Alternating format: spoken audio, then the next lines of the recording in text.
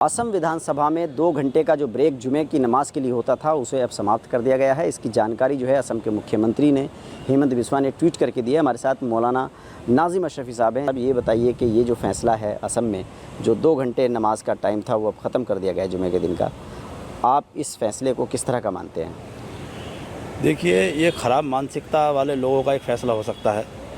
असल में हम इसी देश के बाशिंदे हैं, इसी देश के रहने वाले हैं, ये हमारा मुल्क है। और रही बात ये वहाँ के मुख्यमंत्री हेमंत विश्वकर्मा का मतलब है दुनिया पर कर्म करने वाला। तो मैं समझता हूँ भारतीय जनता पार्टी ने पता नहीं कहाँ से ऐसे नाम लेकर निकाल कर रख दिए हैं, लोगों के सर पर ज़बरदस्ती बैठा दिए हैं विश्वकर्मा। उन्हें अपने नाम का कम से कम लिहाज रख लेते कि मेरा नाम का मतलब क्या है, पूरी दुनिया पर कर्म करने वाला। और वो इस तरह से जहर उगल के क्या दिखाना चाहते हैं भाई, इस तरह के लोगों पर। देखिए, किसी के बाप की जागीर नहीं है, ना ही तो उनके बाप की जागीर है ये देश, और ना मेरे बाप की जागीर है। ये सबका है, सब जितनी भी कौमें इस देश में, इस मुल्क में रहती हैं, ये सभी का मुल्क है। और सबको पूरा अपना धर्म आस्था मानने का पूरा सबको हक है, अधिकार है। तो इसमें अगर 2 घंटे में क्या फ़र्क पड़ जाता? अच्छा, एक बात समझ में नहीं आती, मुसलमानों के ऊपर ही टिप्पणियाँ क्यों होती हैं? मुसलमानों की चीज़ पर ही क्या भाई मुहर्रम निकल रहा है, जुलूस निकल रहा है, भाई अभी 2 घंटे का नमाज का ब्रेक ख़त्म करना है। मेरे ख्याल से ये जो मानसिकता लेकर चल रहे हैं आप, इस मानसिकता में इंशाल्लाह ये कामयाब तो नहीं होंगे। मगर भारतीय जनता पार्टी को इस तरह के लोगों पर, जैसे भारतीय जनता पार्टी कह रही है सबका साथ सबका विकास सबका विश्वास, कहाँ ये सबका साथ सबका विकास हो गया भाई? सबका विश्वास कैसे हो गया?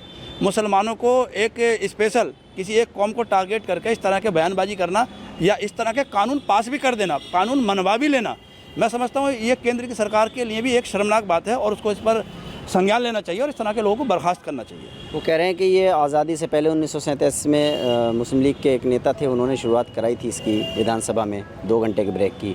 ये गुलामी की निशानी थी और इसको हमने मिटा दिया है। नहीं, इस तरह के सामंतवादी जो लोग हैं, इस तरह की जो ये बातें कह रहे हैं, इस तरह के बयान दे रहे हैं, ये तो अंग्रेज़ों के साथ दे रहे थे, ये तो मुखबरी कर रहे थे अंग्रेज़ों के लिए, हमारे देश के लिए मुखालफत कर रहे थे, ये तो देश के साथ गद्दारी कर रहे थे। ये क्या बात हो गई कि अंग्रेज़ों की गुलामी की निशानी है? गुलामी की निशानी तो वो सिमगोल भी है जो संसद में टांग दिया गया, वो भी तो गुलामी की निशानी है, उसको क्यों नहीं हटाया गया? उस पर भी तो काफ़ी टिप्पणियाँ हुई, इस पर भी तो मुल्क के लोग नाराज़ थे, मुल्क की आवाम नाराज़ थी, देश की जनता काफ़ी नाराज़ रही, काफ़ी लोगों के बयान भी आए, काफ़ी लोगों ने इस पर इंटरव्यू भी दिए अपने। तो उसको हटाना चाहिए पहले। एक नमाज के लिए 2 घंटे का टाइम निकालना, क्या आपको लगता है कि ये गुलामी की निशानी हो सकती है? अगर किसी के लिए कहीं मूर्ति में कहीं किसी मंदिर में कोई पूजा करने के लिए जाता है, मैं उसको ये कह दूं कि ये देश आज़ादी से पहले या आज़ादी के बाद ये गुलामी की निशानी। देखिए, किसी भी धर्म के लिए कोई भी आस्था या कोई पूजा या इबादत, ये किसी की गुलामी की निशानी नहीं हो सकती, बल्कि गुलामी की निशानी वो है जो सिमगोल आपने जो है उसमें संसद भवन में ज़बरदस्ती ठोंक दिया जा करके। लगता है कि हेमंत बिस्वा ने जो फैसला लिया है वो गलत है, वो मुसलमानों के अधिकारों का हनन है? नहीं, मुसलमानों के अधिकारों का हनन है। मैं समझता हूँ कि इंसानियत का ये धीरे धीरे इंसानियत का एक कत्ल जैसा है। ये धीरे धीरे इंसानियत के हुकूक का कत्ल करते ये लोग जा रहे हैं। इस तरह के लोगों पर बहुत कठोर कार्रवाई होनी चाहिए।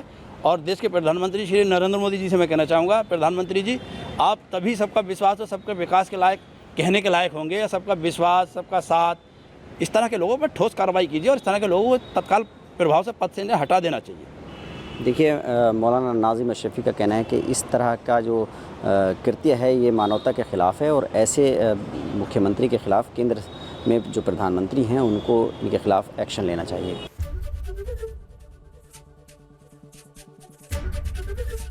ABP गंगा, खबर आपकी, जुबान आपकी।